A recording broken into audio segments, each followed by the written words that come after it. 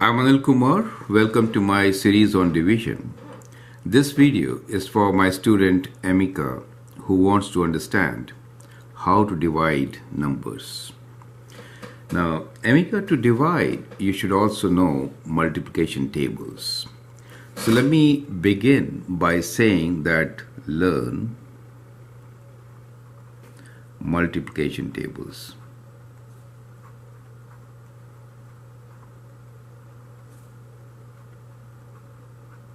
Okay, so that is the first step.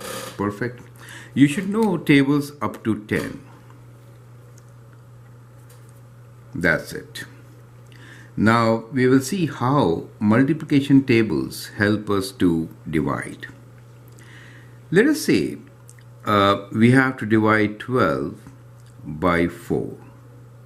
Now this is the symbol for division, right? That you know. 12 divided by 4 is what? So we are basically trying to understand 4 times what is 12. So that is what we try to understand when we divide. Correct? We know 4 times 3 is 12. We know 4 times 3 is 12. And therefore, it is clear that 12 divided by 4 should be equal to 3. Is that clear? So when we are working with smaller numbers, you could always straight away divide using your multiplication tables. Let's take another example. Let's say we need to divide 15 by 3. Now how should we think? We should think about what is 3 times something that makes 15. We know 3 times 5 is 15, and so 15 divided by 3 should be 5. Does it make sense to you, right? So here are a few questions which you should try. You can divide 18 by 6 using this method, right? You could divide 21 by 7, 24 by 8, for example. So that becomes your practice question and also ensures that you know your times tables, right? Now in division, it is not necessary to always get a whole number, right? So you see here we got a whole number, 3, 5, 8. There could be times when you are dividing, let us say we are dividing 13 by 4, for example.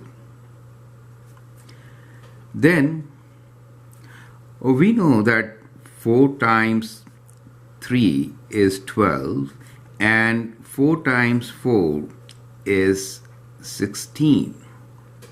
Now the number 13 is somewhere in between.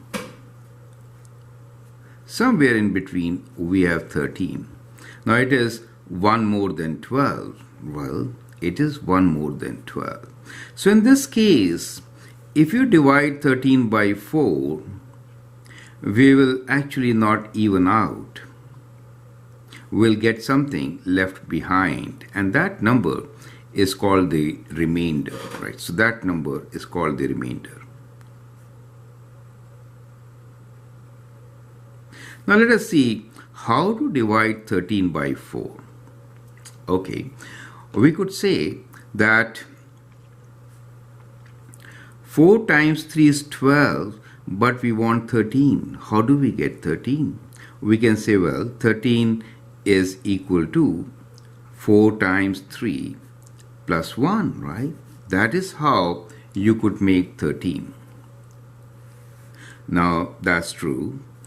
So we can write 13 divided by 4 as 3 remainder 1. Kind of tricky, right? Okay, let me show you another way of doing the same thing. We'll use long division steps to show you how to get the same result. So for division, we have a very special symbol. So it's kind of like this. That is the division symbol. Here, the bigger number normally will be placed inside this symbol, which is 13. And we need to divide it by 4. That is called the divisor. We'll keep it outside. So that means 13 divided by 4, right? So that is how we will use division. And that is first step to long division, right? So this is also referred to as long division.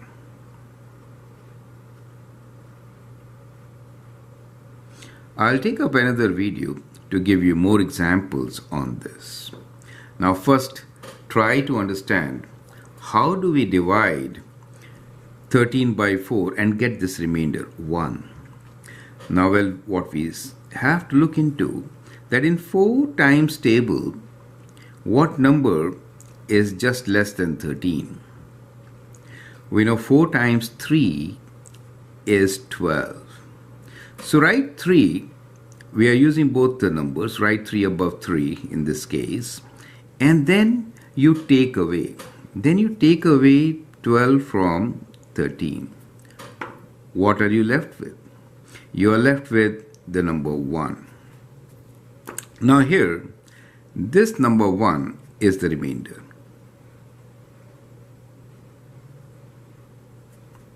Normally, we'll refer the number on the top as our answer. It has a technical name. It is also called quotient. And giving names to these items, 4 will be called the divisor. And 13 will be referred to as dividend.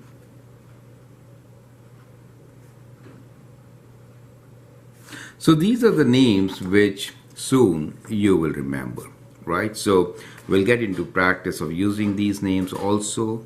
They are common when we divide any number.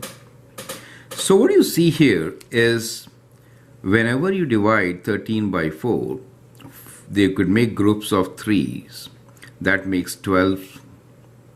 1 is left, right? So it's kind of sharing 13 items in 3 groups where 1 is left alone.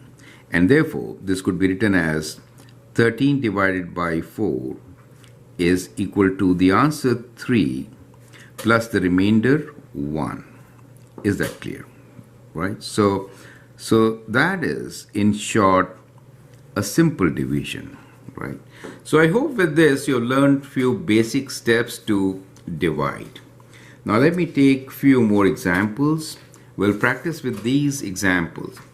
We'll only divide 2-digit numbers with a single digit, right? So let me write down few examples. We'll just do them. You can actually copy them and try along with me. Let's say we are dividing the number 22 by 5. You could divide a number, let's say 35 by 6. And let's take by 7. Let's divide a number 24. Correct. So you know your 5 times tables. You know 5 times 4 is 20 and 5 times 5 is 25. So what should you write here? Clearly, we should write 5 times 4, which is 20, since we can actually take away 20 from 22 and get a number which is less than 5. So it cannot be, right? So it cannot be. So it is important to see that the remainder is less than 5, okay? Otherwise, you could divide by a higher number, right? Okay, so when you take away 20 from 22, you get the result 2, and you can write this as 22 divided by 5 is equals to the answer 4 remainder 2. Is that clear? Let's try the next one. Now here, you know 6 times 6 is 36. But 36 is greater than 35. You cannot take that. You cannot take away 36 out of 35. So we have to go one lower, right? So 6 times 5 is 30. And what we get here is the remainder 5. Correct? And we can write this as 35 divided by 6 is equal to 5 remainder 5. Correct? Now let's look back into our division. Remember always that remainder should be lesser than divisor. Remember that. Remainder should be less than the divisor. Correct? Otherwise, we could divide by one greater or higher number, right?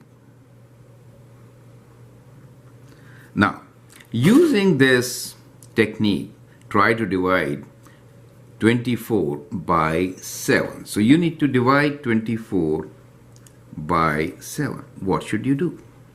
Well, we know 7 times 3 is 21. Well, we could try what is 7 times 4. 7 times 4 is 28. But we cannot put 28 here since you cannot take away 28 from 24.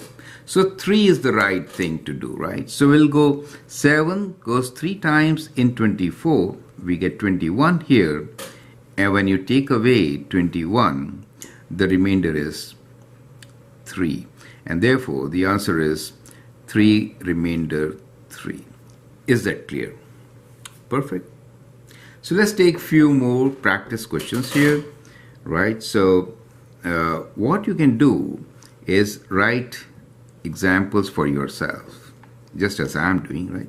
You could think about dividing by numbers, let's say 4, 5, and 3.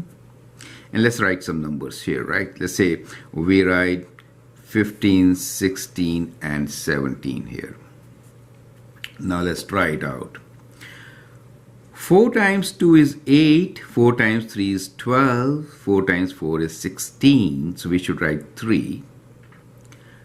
16 is higher than 15. So you should see the maximum number which could come in the quotient or the answer.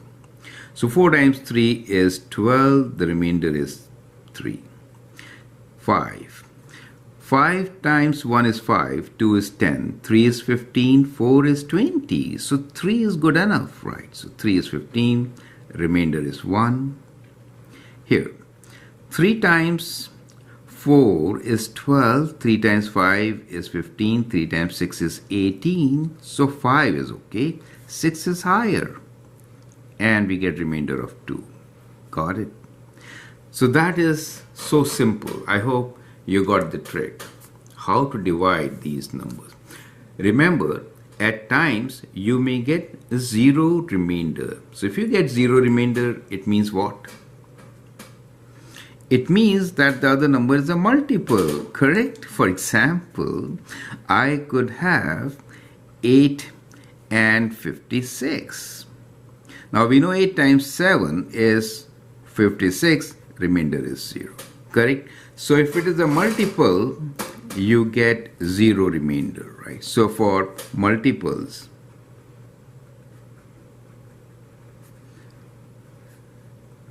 remainder is 0.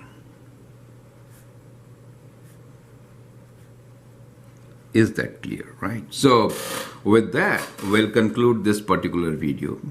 Now I'll take up another one where we will divide 3-digit numbers by a single digit. So I hope that will give you good practice, but that is the base and the basic step to learn division. You need to remember all your tables till 10. Do that part and then we'll practice long division. I hope you find it interesting and easy to do. Feel free to post questions, and if you like and subscribe to my videos, that'll be great. Thanks for watching and all the best.